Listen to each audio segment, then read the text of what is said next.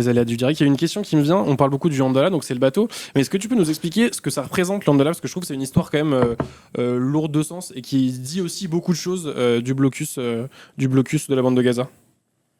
Oui, le Handala, c'est le nom d'un petit garçon qui est né sous la plume d'un caricaturiste palestinien et qui le représente en fait lui-même à l'âge de 10 ans en 1948, donc avec le début de la Nakba. Donc ça rappelle déjà une chose qui est que l'horreur pour le peuple palestinien n'a pas commencé le 7 octobre, mais a commencé dès 1948. Et ce petit enfant, il est représenté les cheveux hirsutes de dos.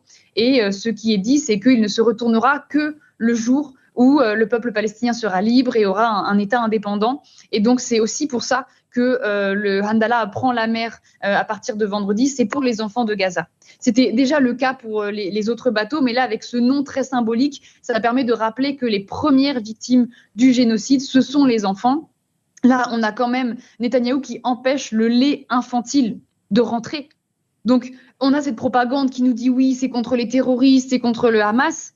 Mais pardon, le Hamas ne se nourrit pas de lait infantile. Donc on voit bien que les cibles, là, ce sont les nourrissons. On est en train d'affamer des nourrissons. On parle d'enfants qui pleurent de faim et on parle de lait infantile qui ne peut pas rentrer. Donc on voit qu'on cible directement les bébés. Et donc c'est extrêmement important pour nous de le matérialiser, y compris avec le nom du bateau. Et donc vraiment rappeler que c'est pour les enfants qu'on part. Et c'est aussi pour ça qu'on a des peluches à bord du bateau, parce qu'on a notamment beaucoup de passants là en Italie qui s'arrêtent pour nous parler, pour voir le bateau et qui nous disent mais comment est-ce qu'on peut vous aider? Est-ce qu'on doit acheter des vivres et vous les donner ou est-ce qu'on doit prendre autre chose? Et ce qu'on leur dit, c'est n'hésitez pas à nous donner des peluches parce que c'est pour les enfants qu'on part.